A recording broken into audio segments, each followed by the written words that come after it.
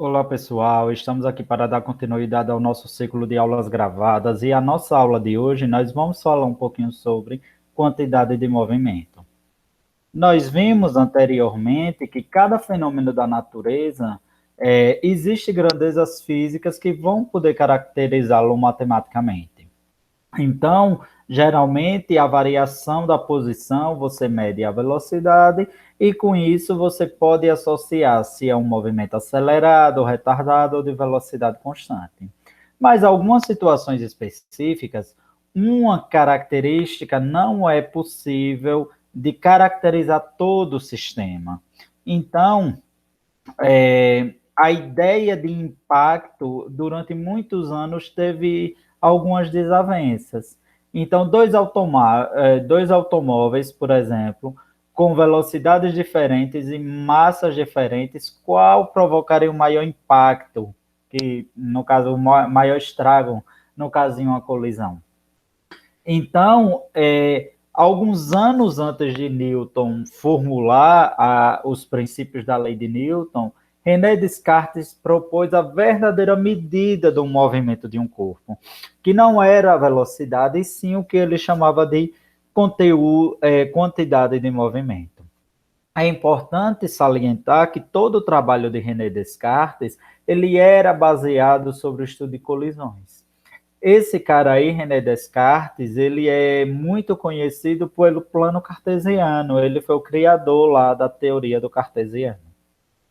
Então, ele dizia que a primeira causa do movimento, que é a mais importante, a mais universal, é Deus, que da sua onipotência criou a matéria em movimento e em repouso. A quantidade de movimento colocada por Deus no ato da criação nunca pode ser mudada. Então, nesse tempo aí, já tinha grande força a corrente que falava do evolucionismo, e era a grande questão da época do evolucionismo, o que criou o Big Bang. No caso, você teve o Big Bang e o universo começou a se expandir depois dessa explosão. O surgimento do universo, de uma maneira geral, dos planetas, dos asteroides, mas o que existia antes do Big Bang, que é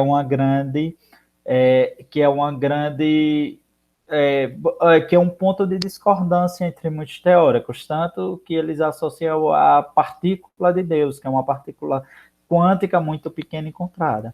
Então ele dizia que a quantidade de movimento ele é a contribuição de Deus para o universo.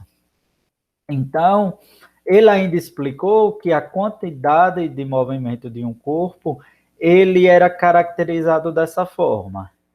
Quantidade de movimento é igual a massa vezes a velocidade. É importante salientar que essa setinha aí em cima da quantidade de movimento e da velocidade é frisando que ambos são grandezas vetoriais, ou seja, você tem que eles dependem do sentido e da direção da velocidade. Então, como nas experiências de colisão Descartes encontrou a conservação da quantidade de movimento antes e depois, ele acreditava ter encontrado a verdadeira medida de movimento, pois, pois sendo ela uma criação de Deus, não poderia ter seu valor, como diz, alterado, já que era o mesmo sistema. Então, alguns anos depois, e isso ganhou muita força, a ideia de quantidade de movimento.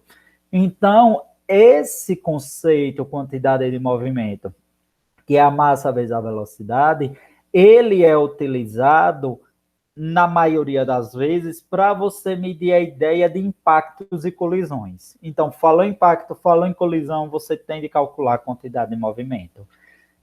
E por isso, essa ideia aí, vamos dizer, de Descartes, ela demorou muitos anos como sendo única e universal. Até que surgiu esse cara aí, Leibniz, que ele discordou de Descartes e ele relacionava que a quantidade total que a ideia geral da qualidade do movimento, da quantidade do movimento, era relacionado à massa vezes a velocidade ao quadrado. Então, a priori, o que vocês têm que entender? A quantidade de movimento é a massa vezes a velocidade. Ela tem muita força para estudar impactos, impulsos e colisões. Então, Leibniz era esse cara aí, e ele sugeriu que a quantidade adequada para medir um movimento não era aquela que era a quantidade de movimento já definida por Descartes, e sim era que chamou de força viva. Então, Leibniz dizia que a força viva era o produto massa vezes velocidade ao quadrado. Olha, aqui você tem que Descartes dizia que era massa vezes a velocidade, a quantidade de movimento, que é a atual, e Leibniz ele adequava a força viva. Então, mais tarde, se tornaria a ideia de energia, aqui voltando, energia cinética. Só que é mv ao quadrado sobre 2. Então, ficou essa polêmica das duas linhas teóricas até que chegou esse cara aí, D'Alembert, que ele disse o seguinte, você tem que, tanto a ideia de Descartes, lá da quantidade de movimento, quanto a ideia de Leibniz estavam corretas. Então, as duas eram utilizadas para você caracterizar um sistema que tem mais de um corpo se colidindo, se impactando, sofrendo forças externas. Então, a energia cinética, ela relaciona a ação da força ao longo de um deslocamento. A quantidade de movimento, ela se relaciona com a ação da força naquele intervalo de tempo que ela age. Então, enquanto você tem a atuação da força, você mede a quantidade de movimento. Você caracterizar o corpo, quanto ele se desloca, você utiliza a energia cinética. Então, um sistema para ser representado, um sistema onde você pode impactar e colidir, ele tem de ser relacionado via quantidade de movimento e via energia cinética que a gente já estudou lá. Quando a gente tem uma variação da energia cinética, lembrem que a gente está falando de um trabalho mecânico. Então, a ideia é o seguinte, falando sobre quantidade de movimento. O que é mais difícil parar? Um caminhão pesado ou um carro que esteja se movendo com a mesma velocidade? Então, você está tentando parar qual vai gerar o impacto maior, o caminhão ou o carro? Então, o mais difícil de parar é o caminhão. Por quê? O caminhão tem mais massa e, consequentemente, tem mais inércia em movimento. Consequentemente, maior é a quantidade de movimento.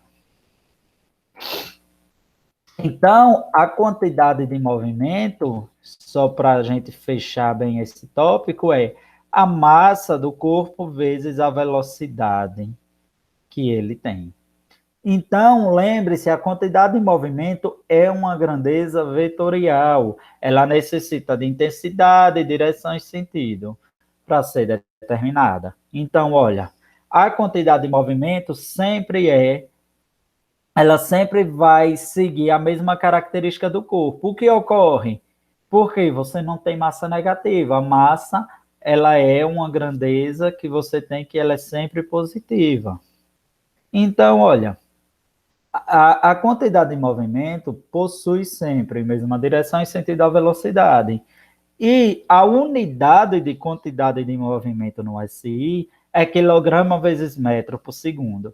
Ah, professor, eu tenho um sistema que me dá em gramas, é uma bala de massa muito pequena, uma bala de revólver muito pequena, está em gramas, tem que transformar para quilogramas. Ah, é uma velocidade muito alta, está em quilômetro por hora, tem que transformar para metro por segundo. A unidade de quantidade de movimento é quilograma vezes metro por segundo. Então, você tem aqui, olha, que a quantidade de movimento ela é diretamente proporcional à massa do corpo e à velocidade. Então, a quantidade de movimento tem esse mesmo sentido. Então, se um corpo encontra-se em repouso, a quantidade de movimento dele é zero. Um outro nome que pode ser dado à quantidade de movimento é momento linear. Então, é comum você encontrar qualquer um dos esses nomes. Quantidade de movimento e momento linear são as mesmas coisas. Vai depender do livro que você está utilizando. Por isso que eu já trouxe assim, utilizando dessa forma. Então, aqui vamos para um exemplo bem claro. Opa! Se um corpo de massa 5 quilos possui uma velocidade de 8 metros por segundo, o módulo do seu movimento linear é dado por... Aqui já está em quilograma, aqui já está em metro por segundo, não tem que transformar mais ninguém. Então, a quantidade de movimento é a massa vezes a velocidade que o corpo está em determinado momento. 40 quilogramas metro por segundo. Então, aqui um exemplo bem claro, olha. Um caminhão de 3T, que significa toneladas, que é 3 toneladas equivalem a 3.000 quilos, de massa, e uma bicicleta de 10 quilogramas de massa. Move-se com uma velocidade de 20 km por hora. Então, aqui entre parênteses, eu já trouxe transformado para metro por segundo. Aproximadamente 5,6 metros por segundo. Das afirmações abaixo, qual é a verdadeira? Então, vamos lá. A quantidade de movimento é uma grandeza escalar e, portanto, não depende da direção nem do sentido da velocidade. Errado. A gente estudou bem ao contrário. É uma grandeza vetorial e depende do sentido e da direção da velocidade. Letra B. Como o caminhão e a bicicleta têm a mesma velocidade, a quantidade de movimento é a mesma. Errado. A quantidade de movimento, além da velocidade, ela também depende da massa. Letra C. A quantidade do movimento do caminhão tem um valor de 16,8 quilogramas por segundo. Você multiplicando 3.000 por 5,6, não vai dar 16,8. Vai dar o quê? 16.000 quilogramas metro por segundo. E sempre tem o mesmo sentido da velocidade. Essa parte aqui está correta, a primeira parte não. Os vetores quantidade do movimento do caminhão serão iguais caso eles tenham velocidade com a mesma direção e sentido. Não. Aqui, ó, por quê? A quantidade de movimento, ela além da velocidade, ela depende da massa. Letra E. O valor da quantidade de movimento de cada um deles é diferente, porque suas massas são diferentes. Eles têm a mesma velocidade, mas as massas são diferentes. Então, letra E de escola é a correta. A quantidade de movimento é diferente porque cada um possui uma determinada quantidade. Então, olha, ali foi um exemplo teórico, vamos para um exemplo de cálculo agora. Que velocidade deve ter um Fusca de massa igual a 1.500 kg para ter a mesma quantidade de movimento de um caminhão de carga que tem uma velocidade de 36 km por hora e uma massa de 7,5 toneladas. Uma tonelada vale 1.000 quilos. Então, olha, ele quer a velocidade.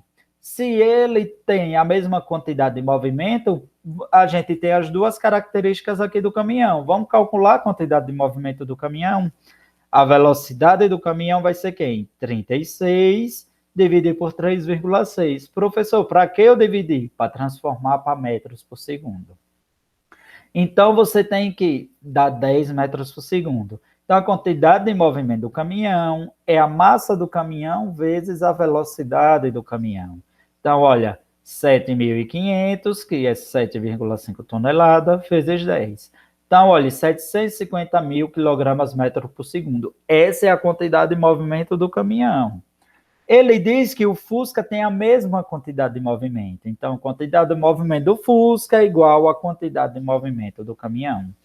Então, vai ser quem? A massa do Fusca vezes a velocidade do Fusca é igual à quantidade de movimento do caminhão, que é 750.000.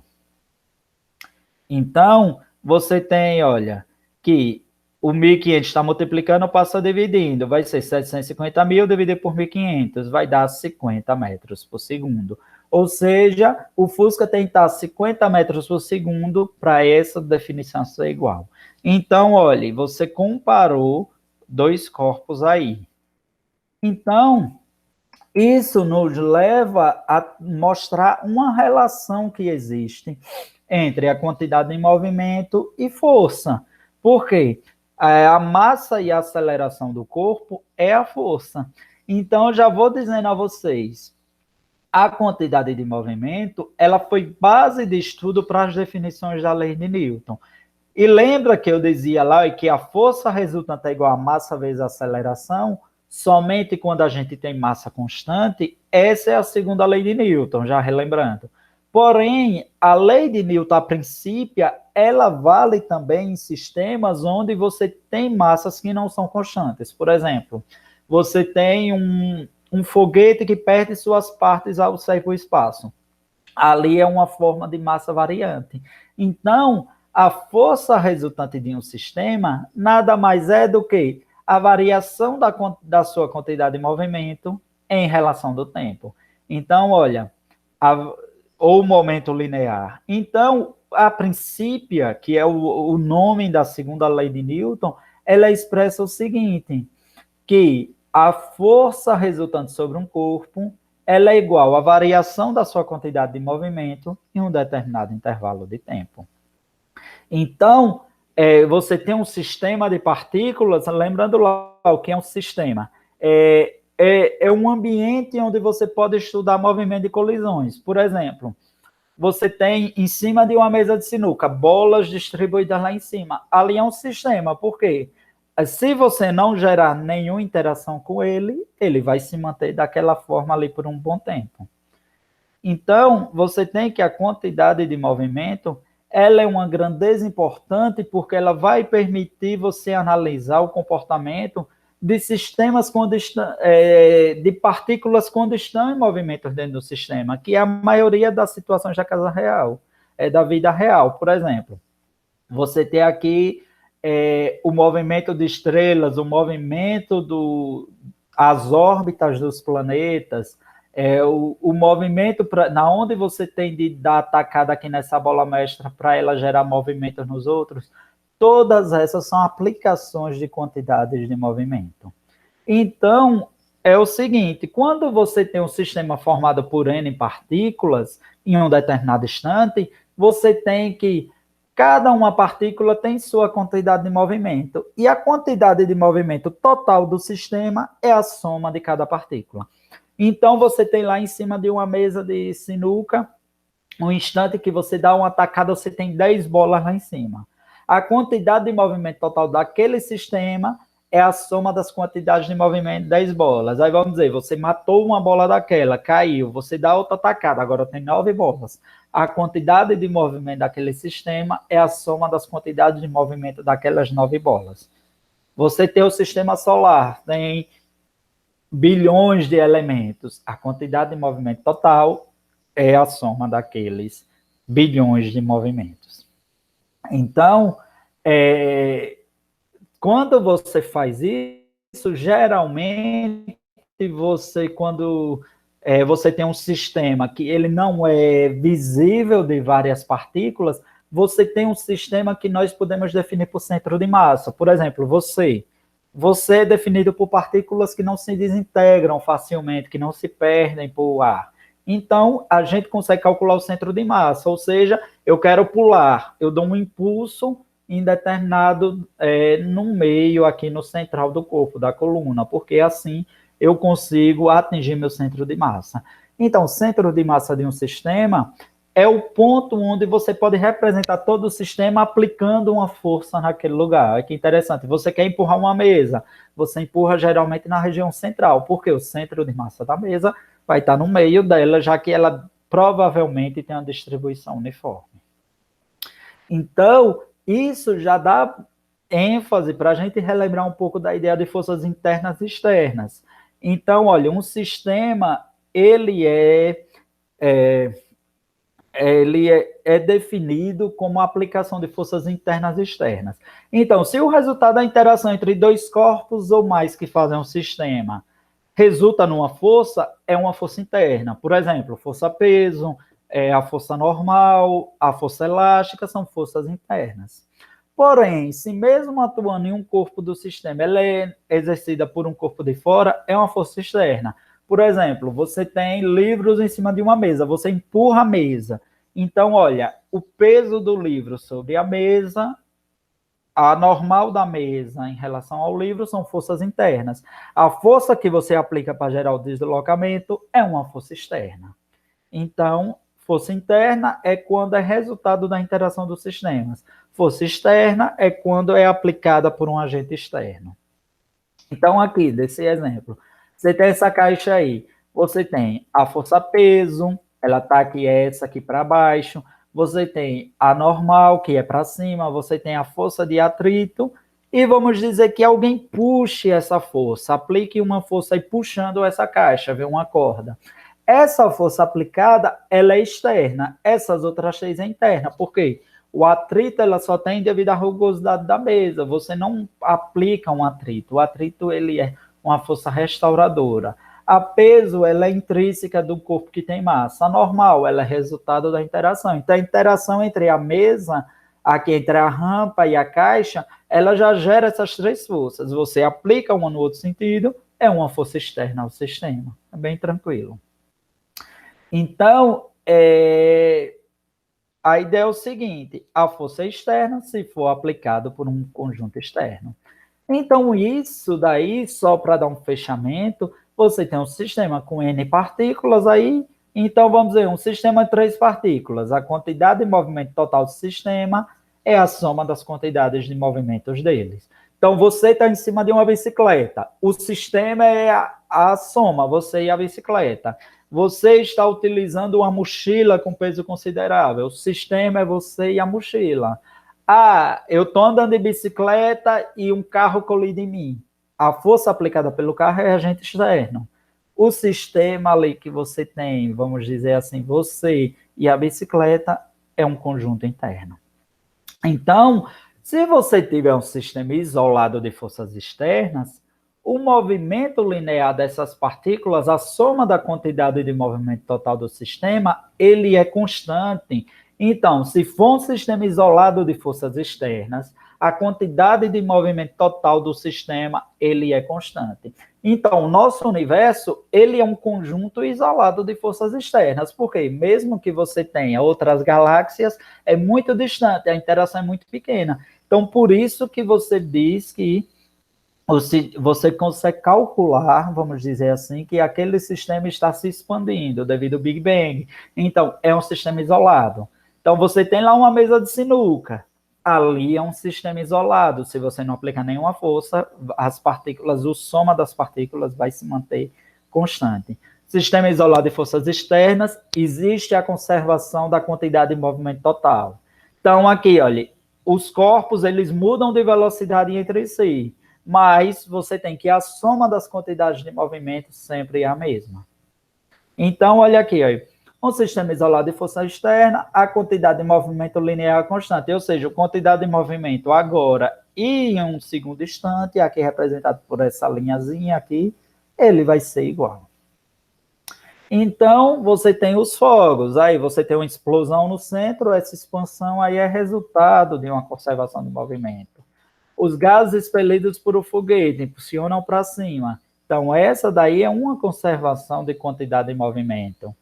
E a coisa mais aplicada que foi feita por um homem até hoje é o colisor de partículas. Aí diz, aparece lá, por exemplo, o CERN, que é o lugar, um laboratório de física nuclear, que fica entre a França e a Suíça.